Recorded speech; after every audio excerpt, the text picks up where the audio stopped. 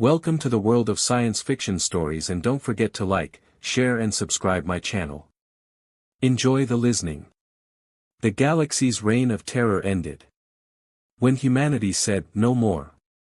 Commander Jack Reed stood by the large window of the Coalition space station, watching the alien ships come and go. Even after 2 years as Earth's representative, the sight still amazed him. 37 different species all worked together in this galactic coalition. Humanity had only joined 18 years ago after discovering faster-than-light travel. "Beautiful, isn't it?" Ambassador Tom Wilson asked, stepping beside him. Jack nodded. "Sometimes I still can't believe we're here." Tom's smile dropped suddenly. "The Council is calling an emergency meeting." Jack felt a cold knot in his stomach. Emergency meetings were never good. The council chamber was a large, round room with seats for representatives from all coalition worlds. Today, only the High Council, the 7 oldest member species, sat at the center table, their faces grim. High Chancellor Morrow, a tall, blue-skinned alien, stood up. "Representatives of Earth, we have called you here because it is time you learned about the harvesters." The room darkened and a hologram appeared above the table. Jack watched as strange black ships, shaped like giant arrowheads, moved across space. "The harvesters come every 80 years, Morrow explained. They demand tribute from all worlds in the coalition, resources, technology, and," he paused. "People." Tom's voice was tight. "People?" "Yes," the Chancellor said. "They take a percentage of each world's population. Those taken never return." Jack's heart raced. "And you just allow this?" Councillor Vin, her 4 eyes blinking slowly, replied, "We have no choice. Those who refuse are destroyed completely." A new hologram showed a green planet as beams of black ships struck it mercilessly. When the beams stopped, the planet was nothing but burning rock. "That was Tellus Prime," Morrow said quietly. "They refused to pay tribute 90 years ago." Jack's fists clenched. "Why are you telling us this now?" "Because the harvesters will arrive in 3 years. Earth must prepare its tribute." "Absolutely not," Director Anna Kent slammed her hand on the table. Back on Earth, Anna convened an emergency meeting with the President, the Joint Chiefs, Jack and Tom. "We can't just hand over our people," the President said, pale. General Marcus Stone's gray eyes burned. 37 species together should be able to fight back. Tom shook his head. "They tried 300 years ago. The harvesters destroyed 16 worlds before the coalition surrendered. Since then, no one dares resist." Anna tapped her tablet. "According to our calculations, Earth would need to give up about 2 million people." "No," Jack said firmly. "Throughout human history, we've never accepted tyranny for long. I refuse to believe this is our only option." Over the next weeks Jack secretly gathered data. Despite centuries of contact, the coalition knew surprisingly little about the harvesters. "It makes no sense," he told Anna during a secure call. "No one's ever studied them properly." "I found something," Anna said. "Some coalition species have hidden technology. Look at these ship energy signatures, they don't match what they've shared with us." "From each other, or from the harvesters?" Jack asked. "Both, probably," Anna replied. "Everyone's looking out for themselves." Jack knew he needed allies. He began with Kor, a reptilian whose world had suffered under the harvesters. "Each cycle we lose our brightest minds, our strongest workers," Kor said, his scales pale. "That's their plan." Jack realized they kept every world weak and divided. "What if we didn't ask the Council's approval?" he asked. 2 months later Jack stood before Earth's Defense Council. Behind him, images of the harvesters and their arrowhead ships hovered. "Fear keeps us obedient," he said. "But humans handle fear differently. We've never known peace, our history is war. We know how to fight stronger enemies and win." He revealed secret designs, Earth technology fused with hidden advances from 5 coalition worlds. Tom looked grim. The Council will never support this. We're not telling them, yet, Jack replied. Instead of preparing tribute, we'll prepare for war. A secret alliance of worlds ready to fight back. Then we risk everything, General Stone warned. Jack's eyes shone. Better to fight than kneel forever. One by one, the council members stood. Earth had made its choice, the days of the harvesters were numbered. 1 month later, beneath the surface of Mars, a vast facility stretched for miles, research labs, training grounds, shipyards, all built in secret. Better to die fighting than live as cattle, Stone said as they inspected the complex. Dr. Ellen Wright peered through her microscope at a fragment of harvester hull. It's partly biological, she told Anna. Living tissue bonded with machine parts, living things can be sickened, poisoned. She smiled. I think I've found a poison they can't adapt to. The Coalition Council learned of Earth's preparations and summoned Tom. Unacceptable, High Chancellor Morrow thundered. Your actions will doom us all. Tom stood tall. For too long this galaxy has accepted slavery. Earth does not. We will inform the harvesters of your plans, Morrow threatened. Tom's voice was calm. Then they'll learn the price of defiance. On a neutral moon, Jack met with representatives of 6 allied species, Core's reptilians, the insectoid Vis, crystalline Luma, amphibious mare rat, gaseous volati, and the DRA. The Council threatens to betray us, Jack warned. We must accelerate, Core said. Their route is predictable, Jack explained. We'll set traps. My world offers stealth bases, the Luma ambassador said. The mare rat will provide underwater shipyards, bubbled their envoy. Jack nodded. Earth will supply tactics and weapons. Together we'll be stronger. On Earth, training ran day and night, urban guerrilla tactics, asymmetric warfare, human ingenuity fused with alien techniques. Captain Lisa Foster oversaw a mixed team practicing city defense. They'll target major cities first, she explained, so we'll make every street a battlefield. A DRA soldier raised a hand. Their ships can destroy cities from orbit. Lisa smiled. Then we won't be there when they arrive. Beneath the Pacific, Ben Miller tested the quantum disruptor, a palm-sized device that dissolved harvester communications into noise. It works, Ellen cheered. We can blind their fleet. But only short range, Ben noted. We need thousands. Then we'll build them. 2 months later, an urgent spy report arrived. The harvesters had sent scout ships ahead of schedule. They'd be in the solar system in 3 months, not 2 years. Did the Council betray us? Anna asked. No, Jack said. Someone else tipped them off. He stared at the star maps. They don't know about our hidden bases or stealth tech. We must be ready. Captain Foster stood on the bridge of the Defiance, the first of Earth's new battle fleet. All systems green, her first officer reported. Battle stations, Foster ordered. Deploy Plan Alpha. Hidden in Saturn's rings, 30 Alliance warships waited. The harvesters moved in, 7 scout ships. Hold position until my signal, Foster commanded. When the moment came, the Alliance fired in perfect unison. Blue energy beams cut through the black hulls. In 20 minutes, 5 ships lay destroyed, 2 damaged. Let them run, Foster ordered. Let them tell the others. Operation First Strike successful, the comm officer confirmed. On Mars, Jack watched the data. Their first defeat matters, he said, but the main fleet will now be warned. General Stone nodded. Still, we showed they can be hurt.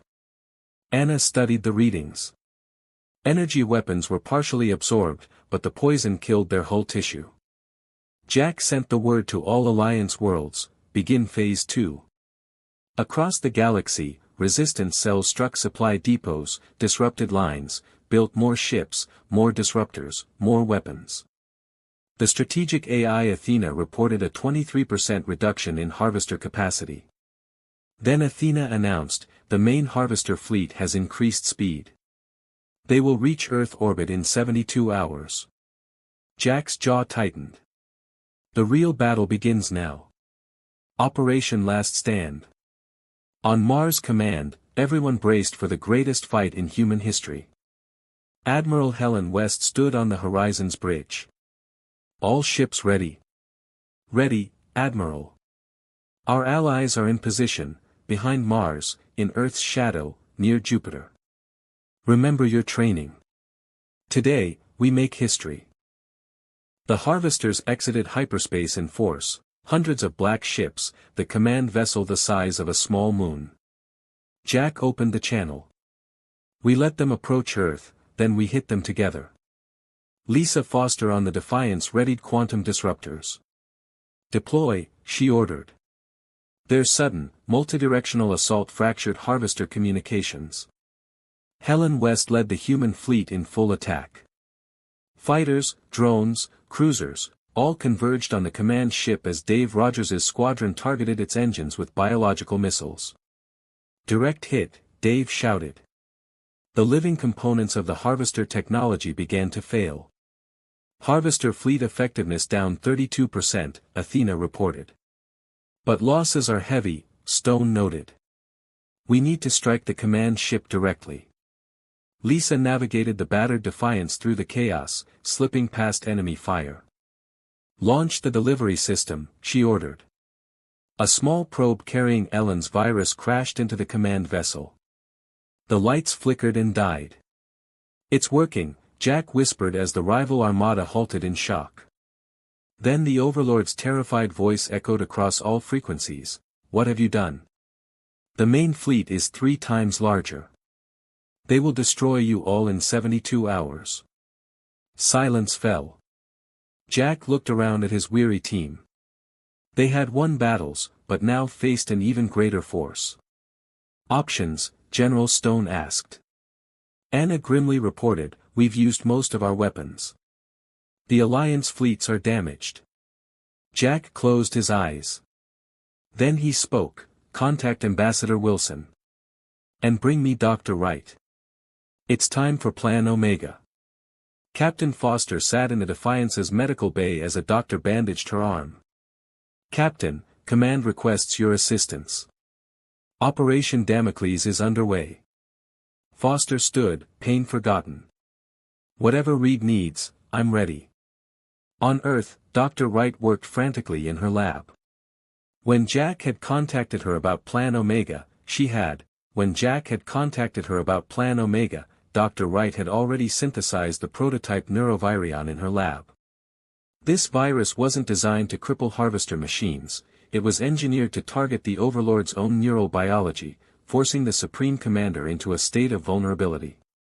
Captain Lisa Foster and a specialized boarding party, comprised of human commandos, DRA shock troops, and a contingent of Luma energy shield specialists, launched aboard a stealth corvette from the Defiance. Under cover of disrupted harvester sensors, they slipped past the shattered remnants of the command fleet and made for the bowels of the Overlord's flagship. Lieutenant Chen, the mission's tactician, guided them to an unguarded maintenance shaft. 1,800 meters to the Overlord's chamber, she whispered. Environmental seals are down, there's no atmospheric pressure, but the life sign scanners show a single humanoid signature. They moved in perfect formation, weapons at ready. When the hatch to the inner sanctum hissed open, Lisa's team came face to face with the Overlord, a towering figure clothed in living armor, its many limbs folded in rigid repose. Sergeant Alvarez, the unit's medic, stepped forward holding a compact injector round filled with Wright's neurovirion. Target the cranial interface ports, he murmured. In a swift, synchronized strike, they neutralized the Overlord's guards with energy stunners, then Alvarez fired. The capsule struck true, tiny tendrils of bio-nanites infiltrated the Overlord's neural mesh. The Overlord convulsed, its multi-lensed eyes flickering. What is this? It rasped, voice wavering. Lisa signaled Alpha Team to secure the area. Within moments, the Supreme Commander slumped into paralysis. Back on Mars, Jack Reed received the transmission. He watched on the holoscreen as Lisa approached the prone form of the Overlord. "Jack," she said, relief and awe in her tone, "Plan Omega is a success." Jack let out a long breath. "Prepare to receive a priority channel, Overlord," he replied into the comm system. Across the star map, all hostilities ceased, harvester vessels hovered, sensors taunted by the silence of their leader's incapacitation. Jack keyed his console. "This is Commander Reed of Earth. Your tribute demands are over. Surrender now, and your species may yet survive." The Overlord's voice, thin and trembling, responded, "You have shown ingenuity. Never have we seen our commands so utterly thwarted. I concede." On the Coalition Council's hololink, ambassadors from dozens of worlds watched in stunned silence. High Chancellor Morrow's voice broke the hush. "You have saved us from ourselves," he admitted. Counselor Vin bowed her many-eyed head. "Humanity's defiance has freed us." In the underground command center on Mars, General Stone grinned. "So this is how freedom feels." Anna Kent clasped Jack's shoulder. "You did it." Jack allowed himself a small smile. "We did it, together." Across the galaxy, the Harvester's black arrowhead ships disengaged and withdrew. The Secret Alliance dropped its covert posture and stepped into the light. Plans for a new coalition, one without tribute, without terror, began at once.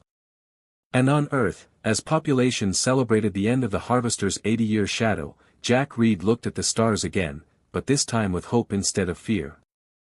The galaxy was free, and for the first time in centuries, there would be no harvest. Months later, the remnants of the Harvester Armada drifted like dark ghosts beyond the outer rim, their weapons silenced and their command structure shattered. On the freshly rebuilt Council Hall orbiting Corellis Prime, representatives of 42 worlds gathered for the first free session in 80 years. High Chancellor Morrow, his blue skin streaked with the Coalition's new white emblem of unity, opened the proceedings. "Today," he declared, "we abolish the tribute doctrine and pledge ourselves to mutual defense and shared prosperity." Applause rippled through the chamber as ambassadors from species once too fearful to speak now stood tall to ratify the new compact. Earth's delegation, Jack Reed, Anna Kent, Tom Wilson, General Stone, watched with pride as their years of secrecy transformed into a beacon of hope. On Mars, the underground facility had been repurposed as the Coalition Research Institute. Dr. Ellen Wright's labs now welcomed scientists from across the galaxy to study harvester biology for medical breakthroughs rather than weapons development. Ben Miller's quantum disruptors were adapted into interstellar communication relays, ensuring no fleet could again move unseen, and unchallenged, through Coalition space. Across Earth, memorials honored the 2 million lives once marked as tribute, reminding humanity of the cost of freedom. Captain Lisa Foster led a flotilla past the statue of the fallen in Earth's orbit, each ship trailing banners of the 6 founding alliance members. As they passed, civilians waved from observation decks below, tears of relief and joy painting their faces. In a quiet moment atop the Coalition space station, Jack Reed gazed out at the stars he had once feared. Beside him, Anna slipped him a datapad. It displayed new intelligence, uncharted wormhole signatures on the galaxy's frontier, patterns unlike any known technology. Jack turned to Anna, curiosity and determination alight in his eyes. "There's always another challenge," he said, closing the pad with a soft click. "Let's see what lies beyond." And as the station's lights dimmed for the night cycle, Earth's representatives prepared once more, this time not for tribute, but for discovery. Jack Reed convened a council of the new Coalition's Exploration Committee in the observation deck of the space station. Around the circular table sat Ambassador Tom Wilson, Director Anna Kent, Captain Lisa Foster, Dr. Ellen Wright, and representatives from the allied species. Holographic star charts hovered above the table, highlighting the uncharted wormhole signatures Anna had discovered. We'll need a ship capable of sustained FTL excursions, with modular labs and defensive systems, Jack began. Lisa, I'd like you to command the expeditionary vessel Horizon's Edge. Your experience in asymmetric engagements and team leadership makes you the ideal choice. Lisa straightened in her chair. It would be my honor, Commander. Anna tapped the hologram to zoom in on the nearest wormhole cluster. The quantum signatures here suggest stable passages, but their coordinates shift unpredictably.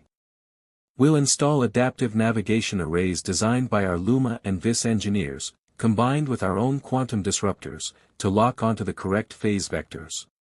Dr. Wright added, my team is already synthesizing shield resonance compounds that should protect the hull from exotic radiation. Ambassador Wilson stood and addressed the assembled delegates. We propose this mission operate under the Coalition's banner of discovery, with a crew drawn from all 6 founding worlds. Scientific, diplomatic, and security personnel will travel together, because cooperation is our greatest strength. The Reptilian Corps representative rapped his tail on the floor in agreement, and one by one the other envoys voiced their support. 2 weeks later, under a sky of shifting auroras, the Horizon's Edge slipped from its dock on Mars and glided toward the outer rim. As the crew, Human, DRA, Luma, Merat, Volatai, and Vis, marshaled for departure, Jack watched from the command platform. He felt the same thrill he had experienced the first time he saw the alien flotilla 2 decades before, but now it was tempered by purpose, not fear. Engage the wormhole drive, Jack ordered over the comm. The adaptive arrays hummed, energy coalesced around the ship's throat, and with a soft lurch, Horizon's Edge was swallowed by a violet gateway. Beyond lay untold wonders, and challenges, that would test the bonds forged in humanity's darkest hour. And as the station's sensors recorded the vessel's vanishing signature, Jack turned to Anna and whispered, let's see what lies beyond.